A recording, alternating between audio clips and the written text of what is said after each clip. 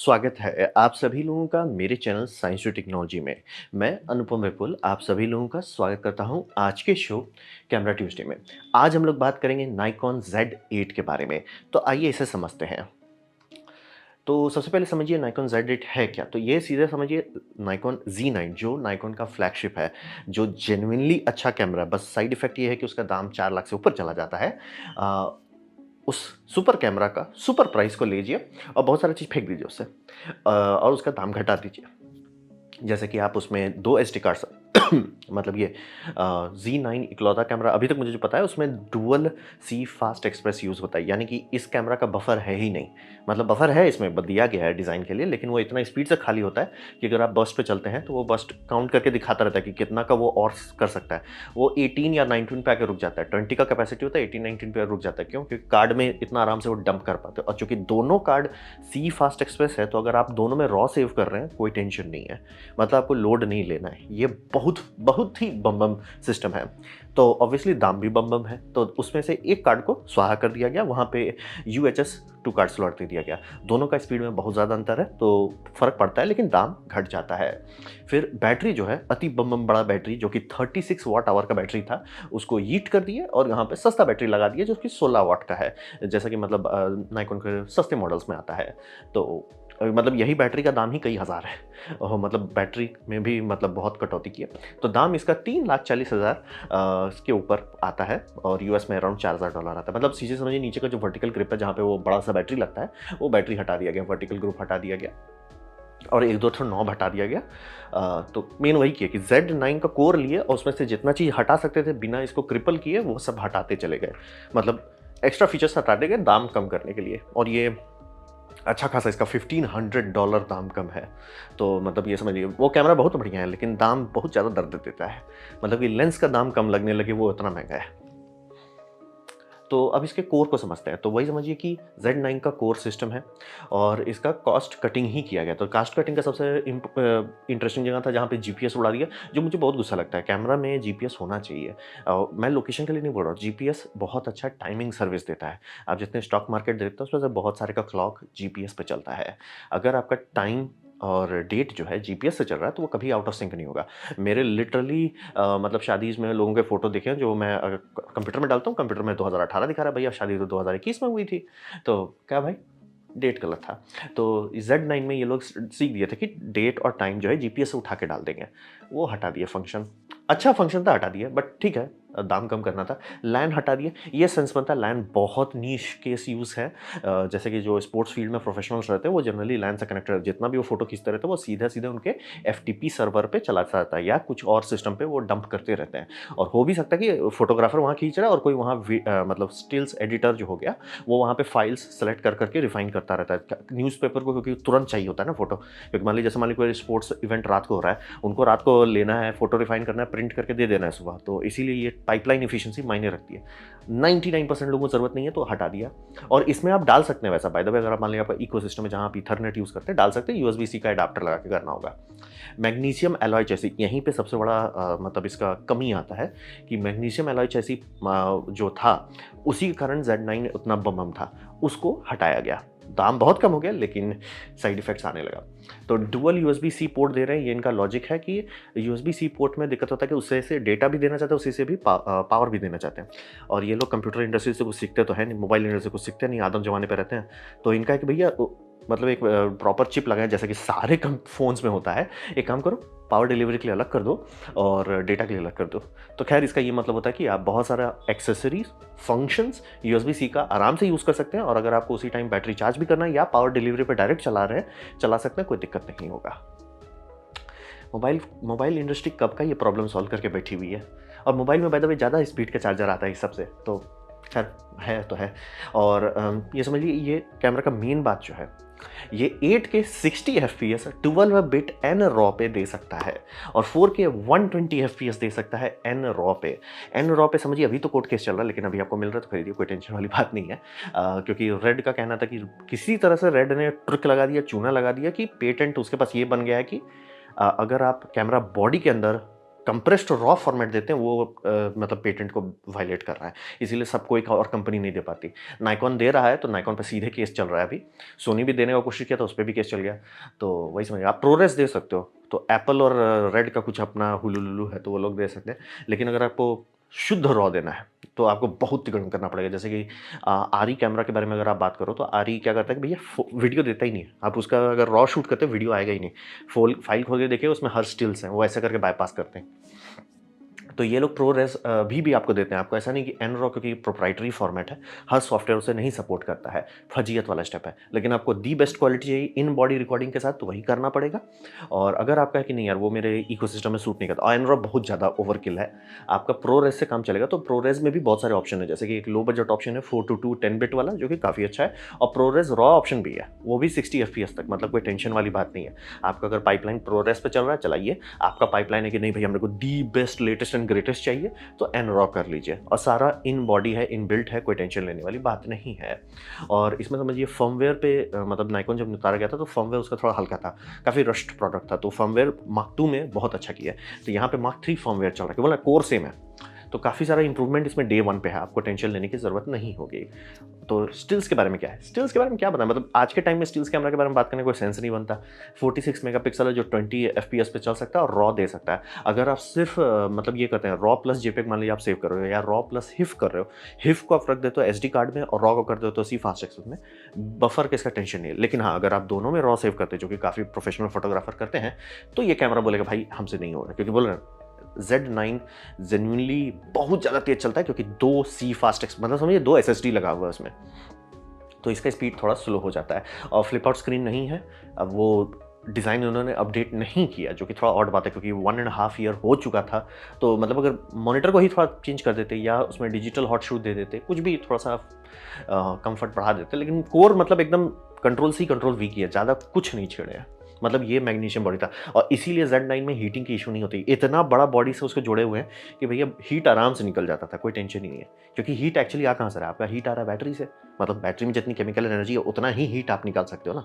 Energy can not be created not destroy. तो अगर battery का हीट मान लीजिए 37 वाट आवर है, तो यानी अगर 1 घंटे के अंदर अगर 37 वाट आपका ये चैसी अब्जॉर्ब कर सकता है, कुछ भी कर लीजिए आप ओवर हीट कर ही नहीं पाएंगे।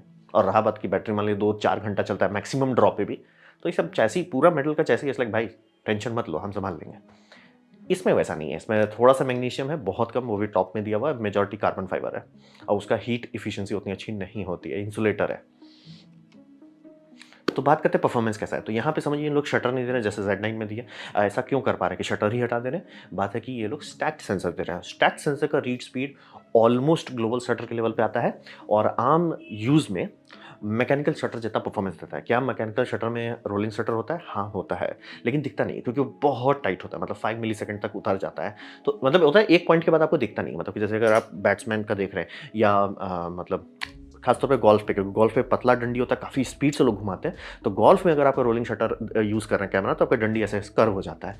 तो और शटर भी आप देखोगे, क्योंकि डिजिटल शटर जो चल रहा है वो तो चल ही रहा है, लेकिन मैकेनिकल शटर भी तो ऐसे आ रहा है ना, ऊपर से आ ही रहा है, तो उसमें भी है रोलिंग शटर, बस बहुत ये है क्या बोलते हैं मतलब तेज है तो फ़र्क नहीं पड़ता। लेकिन जब आप स्टैक्ट कर रहे हो तो उसका स्पीड मैकेनिकल शटर से मैच कर जा रहा है, तो फिर फ़र्क नहीं पड़ता है, फालतू का एक्स्ट्रा चीज़ डालेंगे। तो इसके ऊपर कवर दिया गया है, शटर नहीं है, शटर जैसा दिखेगा लेकिन वो सिर्फ कवर है। तो स्पीड काफ़ी ज़्यादा दे रहे हैं, और इस दाम पे, मतलब जिस दाम पे ये कैमरा निकाला, मतलब सब कंपनी के पास, कैनन और सोनी दोनों के पास है रोलिंग ये मतलब स्टैक्ड सेंसर, जो कि बहुत कॉम्प्लेक्स टेक्नोलॉजी होती है, लेकिन दाम बहुत ज़्यादा रहता है। ये सबसे कम में आपको स्टैक्ड सेंसर दे रहा है। तो यानी कि अगर आप बेसबॉल में लेते हैं या क्रिकेट में लेते हैं और बैट्समैन बॉल को मार रहा है, बॉल आपको दिख गया, बॉल स्ट्रेच नहीं होगा, क्योंकि इसका परफॉर्मेंस बहुत अच्छा है। और ये समझना बहुत ज़रूरी है कि बर्स्ट टूस्ट अगर आप इसका परफॉर्मेंस लेना चाहते हैं तो समझिए थोड़ा सा कॉम्प्रोमाइज़ होगा, क्योंकि ST उसको स्लो कर रहा है, और इसका आप बाईपास नहीं कर सकते। बोले कि इसीलिए Z9 में 2 दिया गया था कार्ड कि भैया कोई कॉम्प्रोमाइज़ नहीं चाहिए, यहाँ पे आपको थोड़ा कॉम्प्रोमाइज़ करना पड़ेगा। और ये समझिए कि इसमें बैटरी आपको बहुत सारा चाहिए, ये सब रिव्यू में आ रहा है कि भैया इसका बैटरी बम बम नहीं है, और सेंस बनता है कि अगर इतना हाई लेवल का प्रोसेसर कम में चल जाता तो Z9 में छोटा बैटरी देते हैं। Z9 में बम बम बैटरी इसीलिए दी है कि प्रोसेसर बम बम बैटरी खाता है। तो यहाँ पे आपको थोड़ा बैटरी पे ध्यान देना होगा। और नॉन मेटल बॉडी जो कि मैंने बताया था कि मैग्नीशियम का पूरा चैसी है, वो पूरा बैटरी का एज ए हीटिंग एलिमेंट भी आप यूज़ करो तो भी वो चैसी संभाल लेगा, ये नहीं संभाल पाता है, तो ओवर हीट होता है। तो इसका क्या फ़र्क पड़ता है? इसका फ़र्क पड़ता है कि अगर आप इंडिया में खरीद रहे हैं और आपकी वेडिंग ये सब आउटडोर होती है, बीच दोपहरिया में होती है, तो चांसेस है ये कैमरा आपका हाई बिट रेट्स में वीडियो रिकॉर्डिंग करने टाइम बोल जाएगा। अगर आप इसे 8K एन-रॉ में रिकॉर्डिंग कर रहे हैं, कैमरा पहले हॉट कार्ड का वार्निंग देगा, उस मतलब ये हॉट कार्ड, उसके बाद बोलेगा हाई टेम्परेचर, उसके बाद शटडाउन का टाइमर स्टार्ट कर देगा, वो नहीं संभाल पाएगा। तो ये समझना बहुत ज़रूरी है। अगर आप ऐसी जगह पे काम करते हैं जहाँ इंडोर है, तो काफ़ी लंबा आप चल सकते हो, लेकिन ऐसे मतलब इंडिया में आउटडोर है जहाँ गर्मी है या इंडोर है और एसी नहीं है, तो इस कैमरा से बहुत हाई बिट रेट का वीडियो बहुत ज़्यादा देर आप नहीं निकाल पाएंगे। रिकॉर्डिंग लिमिट नहीं है, रिकॉर्डिंग लिमिट इनका अराउंड 2 आवर्स के ऊपर है, कि मतलब उससे ज़्यादा वो चलता ही नहीं है। जनरली कोई उतना जा नहीं पाता है, कारण ये है कि या तो बैटरी खत्म हो जाता है तब तक, या तो कार्ड भर जाता है। तो है, लिमिट है, लेकिन मतलब जनरली मैं भी बहुत लंबा शूट करना चाहता हूँ, मुझे 30 मिनट का लिमिट से प्रॉब्लम है, लेकिन मैं 35 या 40 मिनट्स में खुश हो जाऊँगा। और लिमिट मत दो मेरे को, कुछ बोल जा रहा है तो बात अलग है। तो ये वहाँ तक चला जाता है कि भैया या तो आपका बैटरी भूल चुका होगा या तो आपका कार्ड फुल हो चुका होगा, तो सेंस बनता है। तो वो उनका है, लेकिन ये ओवरहीट हो जाता है। अब रहा बात, इसीलिए देखिए सोनी जैसा सिस्टम देने लगे हैं कि आप सेटिंग चेंज कर सकते हैं कि हाई हीट मोड में रहे कि स्टैंडर्ड में रहे। हाई में रहेंगे, कैमरा का बॉडी अगर आप होल्ड करेंगे तो आपको पता चलेगा गर्म हो रहा है। ये मतलब ये सेटिंग ऐसा लग रहा है कि स्टैंडर्ड रखते हैं तो कंफर्टेबल रहता है। मान लीजिए बीच गर्मी में है और आपने इसको हाई पे कर दिया, कैमरा भी गर्म हो रहा है, तो आपको हाथ पे पकड़ने में बहुत अनकंफर्टेबल होगा, बहुत पसीना होने लगेगा। तो मतलब जलेंगे नहीं, लेकिन पसीना होने लगेगा। तो इसीलिए जनरली ये सब नहीं किया जाता है चेंज। लेकिन अगर आप इंडिया में यूज़ करना चाहते हैं तो सावधानी बरतें। क्या बात करते हैं ऑटो फोकस के बारे में। तो ऑटो फोकस काफ़ी अच्छा है, और जो लोग नाइकॉन के सिस्टम है उनको कोई दिक्कत नहीं होने वाला, इससे बढ़िया ऑटो फोकस नाइकॉन में नहीं मिलता है। लेकिन ये सिस्टम जंप लेवल का नहीं है, यानी कि अगर मान लीजिए आप सोनी के सिस्टम में है या कैनन के सिस्टम में, ऐसा नाइकॉन नहीं है कि अरे यार हमारे में आ जाओ तब दिखाते ऑटो फोकस, वैसा नहीं है। और अभी होना भी मुश्किल है, क्योंकि कैनन मतलब काफ़ी स्पीड से पिकअप किया और सोनी 8 साल आगे से चल रहा था बाकी सबसे, मतलब बहुत पहले ही कूद चुके थे, तो बहुत सारा प्रॉब्लम वो सॉल्व कर चुके हैं, जो जैसे अभी देखिए पैनासोनिक कर रहा है तो सॉल्व करना पड़ रहा है प्रॉब्लम को उनको। तो ये वाली बात है, परफॉर्मेंस बहुत अच्छा है, Z9 जैसा है। थोड़ा सा लिमिटेशन है क्योंकि SD कार्ड के चलते वो स्लो हो रहा है। बैटरी आपको अपना समझ के खरीदना है, और नॉन मेटालिक बॉडी होने का साइड इफेक्ट है कि ओवरहीट बहुत होगा इंडिया में, आउटडोर में, बीच दोपहरिया में। अगर आप वैसा कर रहे हैं तो सावधान रहें, ये कैमरा खरीदने से पहले सोच लें, या आप ऐसा कर लो कि आप इसका लो बिट रेट वाला वीडियो टेस्ट कर लो और उससे आपको कोई बोलते कि भाई मेरा काम हो जा रहा है, बल्ले बल्ले, क्योंकि बोल रहे इसका लो बिट रेट, बाकी सबका हाई बिट रेट से ऊपर रहता है। तो एन-रॉ की आपको ज़रूरत नहीं, क्योंकि एन-रॉ मतलब अराउंड 15 मिनट लगता है उसको 600 जीबी का कार्ड फिल करने में, तो थोड़ा सतर्क रहें। तो ये समझ लीजिए कि परफॉर्मेंस काफ़ी अच्छा है, बस थोड़ा-सा लिमिटेशंस है। ठंडे जगह में भी मतलब कि बहुत लंबा मत एक्सपेक्ट कीजिए आप। अब बात करते हैं कंपटीशन के बारे में। तो ये समझिए बहुत अच्छा है कि सोनी और कैनन मतलब सोनी और कैनन को छोड़ के हाई एंड में आपको कोई कुछ बोल सकता है, क्योंकि अभी मतलब लिटरली नाइकॉन का जो स्टार्टिंग परफॉर्मेंस था अच्छा नहीं था, और जो रिसेंट्स भी निकाले हैं वो भी बहुत अच्छा नहीं। Z9 बहुत अच्छा है, लेकिन वो बहुत एक्सपेंसिव है। तो ये एक थोड़ा-सा मतलब स्वीट स्पॉट में दाम घटा के वही हाई एंड परफॉर्मेंस देना है। स्टैक्ड सेंसर जो कि सोनी के पास भी है और कैनन के पास भी है, लेकिन वो लोग हमेशा हाई एंड के लिए रिजर्व रखते हैं, तो ये वो फंक्शन को एकदम लो एंड पे ले आना थोड़ा-सा यूनिक फंक्शन देता है। मैं जेन्युइनली एक्सपेक्ट कर रहा था कि ये लोग USB-C SSD रिकॉर्डिंग दें, जैसा कि ब्लैकमैजिक देता है, पैनासोनिक देता है। कारण ये है कि ये सब कार्ड बहुत महंगे होते हैं और SSD सस्ता होता है। SSD में रिकॉर्ड करो, तो मतलब ये जेन्युइनली ऑड लगता है कि मुझे अभी तक ना तो सोनी ने ढंग से दिया है, ना कैनन ने दिया है, ना नाइकॉन ने दिया है, सिर्फ ऑड कंपनी देती है। जबकि सबसे इंपॉर्टेंट फंक्शन है, आपका लाइफ आसान हो जाएगा, खासतौर पर जो लोग वीडियो रेगुलरली करते हैं, अगर वो USB-C SD रिकॉर्डिंग देने लगे। बट ठीक है, नहीं किया। ये बहुत अच्छा ऑप्शन है जो लोग नाइकॉन के इकोसिस्टम में घुसना चाहते हैं। अगर मान लिया आपको दिल से है कि यार मैंने नाइकॉन पहले लिया था, बहुत अच्छा था, आपको नाइकॉन का कलर रेंडिशन अच्छा लगता है, ठीक है लीजिए। ये मतलब लेने के बाद आप परेशान नहीं होंगे, कोई नहीं बोलेगा कि गड़बड़ है। और ये सबसे सस्ता कैमरा मुझे मिल रहा है जो नो होल्स बार्ड है, यानी कि मुझे रोकना नहीं है, कैमरा को जितना करना है करने दो, उसको रोकना नहीं है। जैसे कि कैनन इतना बड़ा बॉडी बनाया है R3 का, देख रहे हैं, बम बम भरपुष्ट है। HDMI कौन सा है? माइक्रो, मिनी भी नहीं दिए, माइक्रो दिए हैं कि भैया आप उसको रिकॉर्डिंग निकालने का कोशिश करोगे ना, वो टूट जाएगा। क्यों?